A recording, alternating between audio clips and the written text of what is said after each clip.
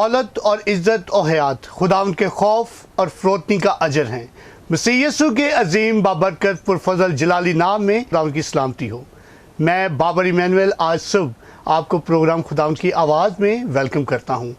आज खुदा उनकी आवाज़ को हम सबों तक पहुँचाने के लिए मौजूद हैं इज़्ज़तमाब आली जनाब बिशप डॉक्टर अलेक्जेंडर राजा रॉबर्ट साहब। खुदा उनकी ज़िंदा आवाज़ को आज हम उनके वसीला से सुनेंगे।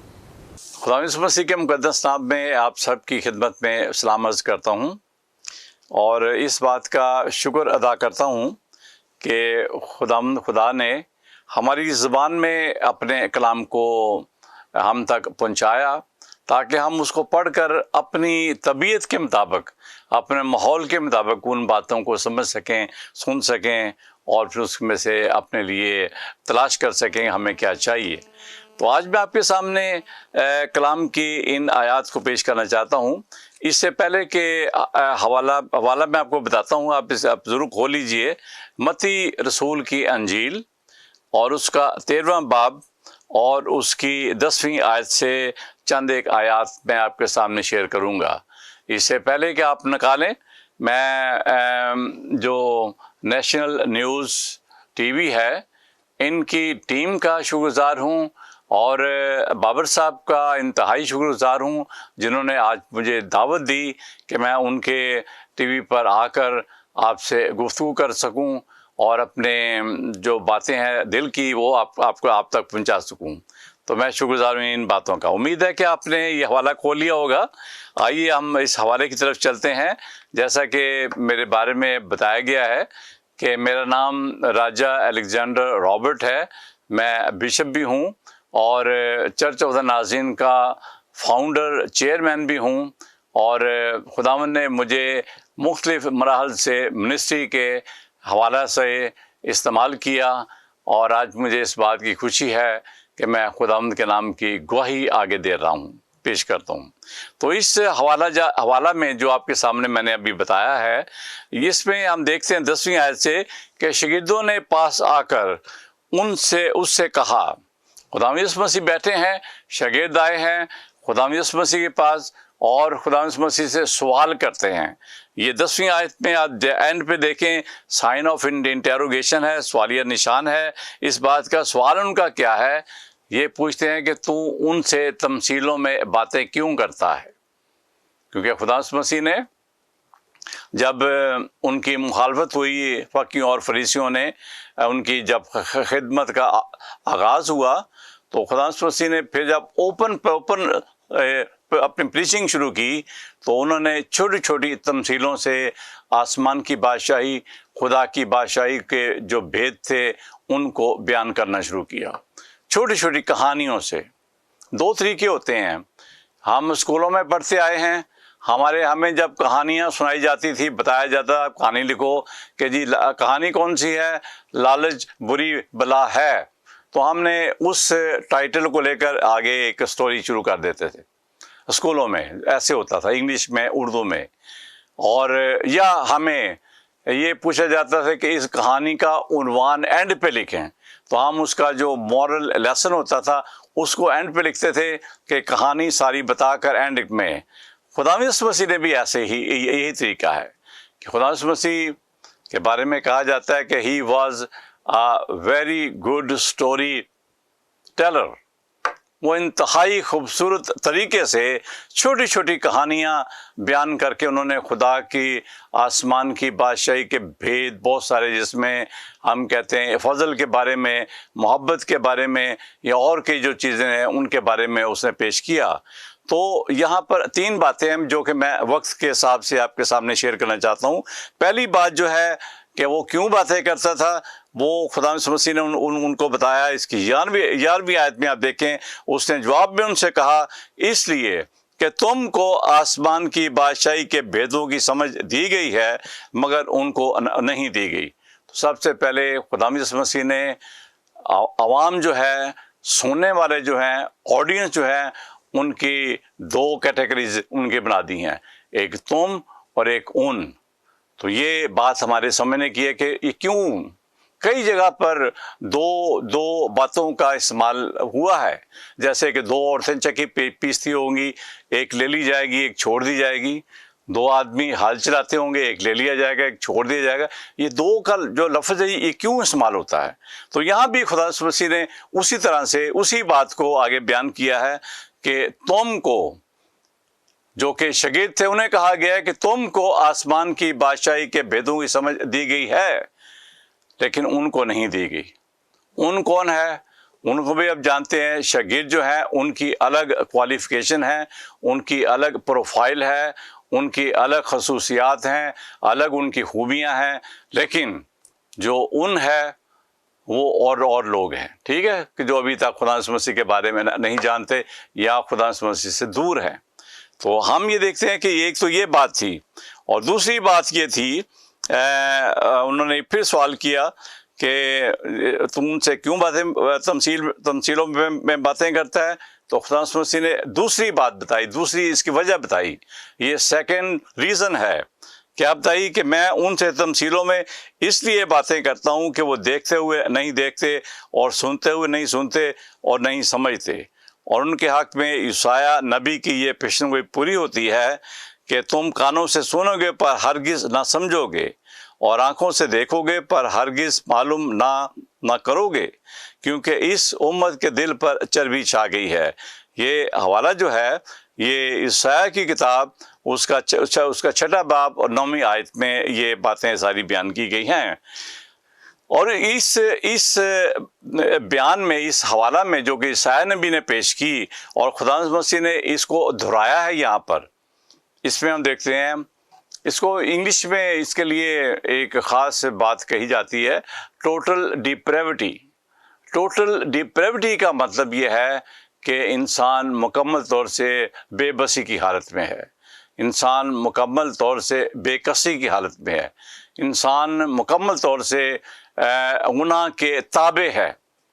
اور آپ دیکھتے ہیں کہ جب سے انسان کی رفاقت خدا کے ساتھ ٹوٹتی ہے، پیدائش کی کتاب میں آپ دیکھتے ہیں جب خدا کی رفاقت ٹوٹ گئی آدم اور حوا کے ساتھ، اور گراوٹ آ گئی گناہ کی وجہ سے، گناہ کے آنے سے خدا کے اور انسان کے بیچ میں ایک بہت بڑا خلا پیدا ہو گیا، ایک بڑا فاصلے پیدا ہو گئے، جس کو جب ہم اس کو یہ بڑی سیکھنے کی بات ہے۔ یاد رکھیے کہ جب خدا نے انسان کو پیدا کیا تو اس نے کیا کہا؟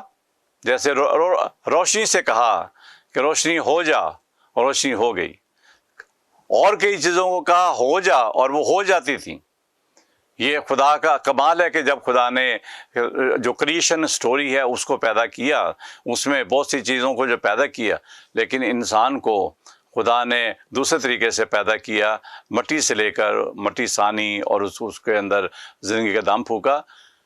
پھر اس کے بعد جب گراوٹ آ جاتی ہے، گناہ جب آ جاتا ہے، اور گناہ نے ساری انسانیت کو گھیر لیا، اب گناہ سے رہائی دینے کے لیے، گناہ سے چھٹکارے کے لیے، گناہ سے نجات کے لیے خدا کو بہت کچھ کرنا پڑا، بہت کام کرنا پڑا خدا کو۔ خدا نے اپنے بیٹے کو بھیج دیا جو کہ انسان بنا، اور فلپیوں کے خط میں کیا لکھا ہے کہ وہ اگرچہ خدا کے برابر تھا، لیکن اس نے اپنے آپ کو برابر رہنے کی چیز نہ سمجھا، بلکہ اس نے کیا کیا؟ اپنے آپ کو خالی کر دیا، اپنے آپ کو خالی کر دیا۔ خالی کرنا بڑا ضروری ہوتا ہے۔ بہت سی مثالیں ہیں یہاں پر آسمان کی بادشاہی کی، جس میں ہم دیکھتے ہیں کہ آگے چل کے تھوڑا سا دیکھیں گے، وہ کیا ہوتا ہے کہ ایک آدمی کھیت میں ہل چلا رہا ہے، اس کو پتہ چلتا ہے کہ کھیت کے اندر خزانہ ہے، تو وہ کیا کرتا ہے؟ اپنی چھوٹی چھوٹی جو چیزیں ان کو جا کر بیچ کر اس کھیت کو خرید لیتا ہے، تاکہ میں آرام سے اس کو اپنی پلاننگ کے ساتھ، اپنی اسٹریٹجی کے ساتھ میں اس جگہ کو استعمال کروں گا۔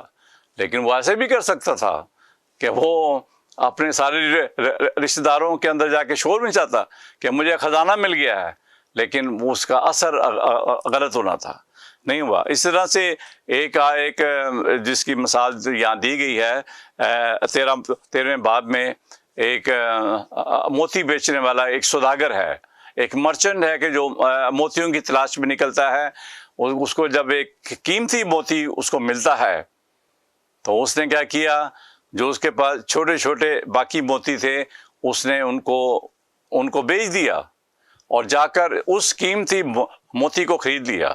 آسمان کی بادشاہی کے بھید جو کہ شاگردوں کو معلوم ہو گئے تھے لیکن ان کو نہیں ہوئے کہ جو خدا سے دور تھے۔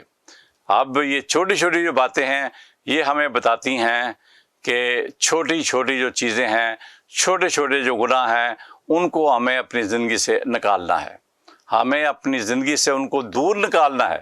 جب ہم ان کو نکالیں گے تو خدا یسوع مسیح کے ساتھ ہمارے تعلقات، ہمارا رشتہ بحال ہوگا اور ہم خدا یسوع مسیح کے قریب آتے جائیں گے، اور اس میں ایمان میں، دعا میں اور خدا یسوع مسیح کے ساتھ ہمارے تعلقات میں، ہماری گواہی میں سارا کچھ اضافہ ہوگا۔ تو یہ بات خدا یسوع مسیح نے بتائی اپنے شاگردوں کو کہ انسان جو ہے وہ ایک بے بسی کی حالت میں ہے۔ ایک دوسری وجہ اس لیے انہوں نے کہا کہ میں اس لیے ان سے تمثیلوں میں باتیں کرتا ہوں تاکہ ایسا نہ ہو کہ آنکھوں سے معلوم کرے۔ آپ دیکھیں، اگر یہی لوگ جو کہ بے بسی کی حالت میں ہے، جب یہ اپنی آنکھوں سے دیکھیں گے، جب یہ اپنے کانوں سے خدا کے کلام کو سن کر ایمان لائیں گے، اور جب یہ اپنے آپ کو پیش کریں گے خدا یسوع مسیح کے پاس، رجوع لائیں گے، تو خدا یسوع مسیح ان کو شفا دے گا۔ اس کے بغیر شفا نہیں ملے گی۔ آگے تیسری بات یہ ہے، تیسری اس کی وجہ ہے، خدا یسوع مسیح نے یہ کہا کہ مبارک ہے تمہاری آنکھیں، شاگردوں سے کہا کہ مبارک ہے تمہاری آنکھیں، کیونکہ وہ اس لیے کہ وہ دیکھتی ہے، تمہارے کان اس لیے کہ وہ سنتے ہیں۔ یہ بڑی آرزو تھی نبیوں کو، راست بازوں کو، کہ ہم اس شخصیت کو دیکھیں کہ جو آنے والی ہے، یعنی کہ یسوع المسیح کو ہم دیکھیں، لیکن انہوں نے نہ دیکھا۔ جنہوں نے اس کو دیکھا وہ بڑے خوش قسمت تھے جنہوں نے نجات پائی۔ آخری جو اس کی وجہ تھی کہ تمثیلوں میں کیوں باتیں کرتا ہوں، یہ آپ کو ملے گی 34 آیت میں، متی رسول کی انجیل اس کا 13واں باب اس کی 34 آیت میں کیا لکھا ہے۔ یہ ایک پیشن گوئی ہے جو کہ زبور 78 میں اور اس کی دوسری آیت میں لکھا ہے۔ اس میں کیا لکھا ہے، تاکہ جو نبی کی معرفت کہا گیا تھا وہ پورا ہو کہ میں تمثیلوں میں ان سے باتیں کروں گا، تمثیلوں میں ان سے باتیں کروں گا۔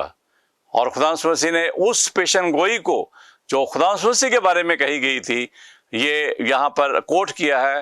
تو میرے عزیزو، ہمارے سیکھنے کی بات یہ ہے کہ اگر وہ پیشن گوئی پوری ہو سکتی ہے جو کہ خدا یسوع مسیح کے زمانے میں، خدا یسوع مسیح کے آنے سے پہلے داؤد نبی نے جب زبوروں کو لکھا تو اس نے پیش کی، اس کا مطلب ہے کہ خدا یسوع مسیح کے دوبارہ آنے کی جو پیشن گوئی ہے وہ بھی پوری ہوگی، وہ بھی پوری ہوگی۔ وہ جلد آنے والا ہے اور وہ جلد آئے گا اور اپنے لوگوں کو اپنے ساتھ لے کر جائے گا، اور وہ لوگ اس کے ساتھ رہیں گے۔ دنیا کے دکھ، مصیبتیں، پریشانیاں، ان سے چھٹکارا ہو جائے گا۔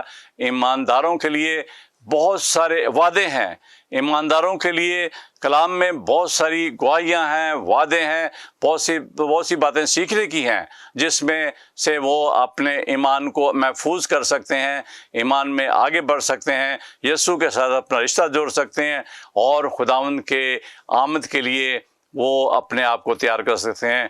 خداوند آپ کو برکت دے، آپ کے ساتھ ہو۔ آئیے ہم دعا کریں۔ ہاللویہ۔